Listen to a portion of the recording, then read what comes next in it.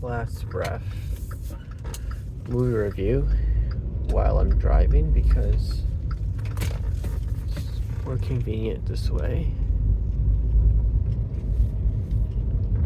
What can I say about this movie?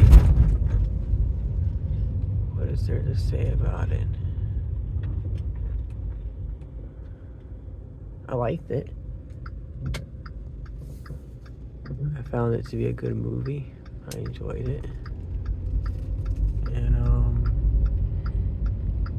it plays out, it's kind of like your typical monumental survival feat movie, I guess. It plays out nicely. I like that the guy, he thought ahead of time and he clipped himself to the top of the, whatever the fuck the platform is called. He clipped himself on top of it. And that whole reasoning for that is because the current, the tide, I think that's what they said in the movie. They said the word tide. That the tide, the current, like the water, they not get washed away, basically. And that makes sense because if he passes out, he's there. And it gets a storm. It was a choppy storm. And I guess that storm maybe contributed. I guess that's what contributed, perhaps, to the ship's thrusters failing. So the ship wasn't anchored, but it had these thrusters. It had these little, I guess that's what they're called, but it keeps the ship stable. You do have to wonder, like, how would a ship remain in place and so on and so forth. So that way it doesn't rock here and there. And so that's one of the little details, right, with this film. But they show you that, and we're off the coast of England. We're in the oil fields of the North Sea, off the coast of Scotland and the UK, which is a pretty I think it's pretty expansive. I think Norway also had some, because their territorial waters, their economic waters, not their territorial ones, but I think it's their economic ones or something. I think there's a difference in the water types, where there's the waters for so nautical miles is your waters period, and then these is your economic zone. You're allowed to do whatever you want in that economic zone. And so the captain makes a point. He says, I can't risk an environmental disaster, so I can't just anchor the boat to prevent it from leaving. But at the same time, they say, one of our own is down there. And I guess to get this job, the training required, they said he worked as a deckhand for 3 years before he even, and the first 5 dives. So this guy, he did dives before, actually. So when he's nervous, I guess he always, because he did mention, I've never, never got used to decompression when they're inside the vault. I guess it gets filled with helium. What happened? This is a real thing, right? And I like that the 2 vault container things are inside the ship, actually. They're actually inside the ship. And so that's a little cool detail about that, is it? I was under the impression maybe they submerged that shit underwater, but no, actually I think I saw a documentary. It was on an oil rig, and I'm not mistaken, it was the same thing. That container is on the platform, is on the ship itself. It's just, how do you call? What was I thinking in my head?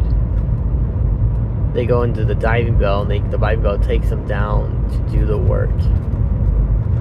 That's what it is. They go in that bell thing, and it goes down. They do the work. They need to do the welding, basically maintenance, but underwater. How do they maintain these structures underwater? Well, they quite literally put people down there, actually. And then they have their suits. Their suits look like they're I guess they're insulated to some degree, because by golly, that water, they even mentioned in the film, is 2 degrees above freezing, that water. And then they have there's even a heater on that bell somewhere, or maybe it comes from the ship. I don't know, there's a heater somewhere, because that guy's pouring the water on the fingers, and he said, the plain hot water. I'm not sure what the hot water is necessarily for, but it is freezing, so I guess that serves some purpose. But the one guy, the more experienced guy, he's the number one, the principal diver, he mentions, what's it called? What does he mention to himself? Like Woody Harrelson's character mentions, oh yeah, I forgot you like to be uncomfortable when you do your dives, and when he's in the hot water on the fingers, like testing out the temperature. I guess he told him like, no, cool it down a bit, I don't want that to be so hot. And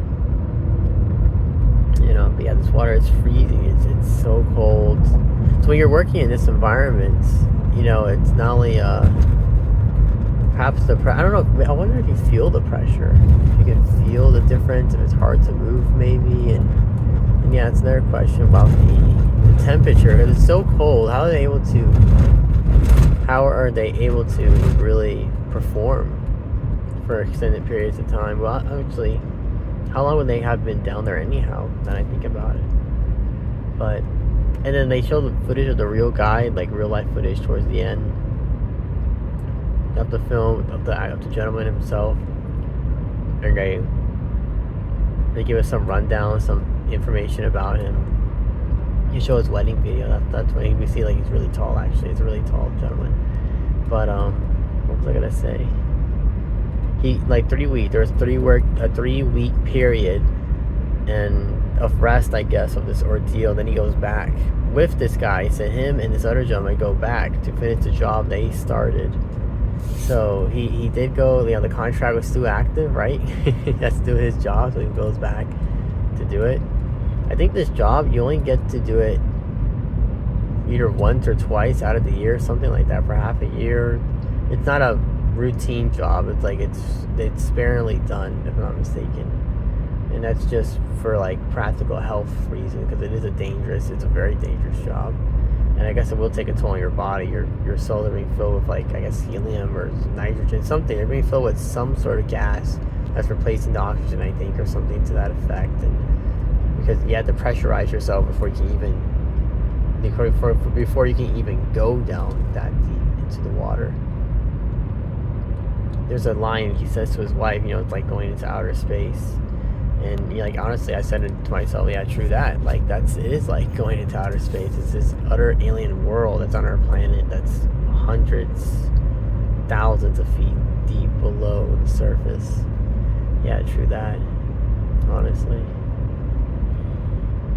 And so I like that they got it's the two men, and then they have this little camera robot thing that follows them around. So that was also cool, little detail there. Not the little robot camera thing that's controlled by someone at the top, and they're in constant communication with the people. I think they're in communication with Woody's Harrison character, the people on the ship, and then he relays information from his end down to the two gentlemen. And they got one guy stays in the bell. One guy's job is to stay in the bell and to do the work in the bell necessary, and there's two divers.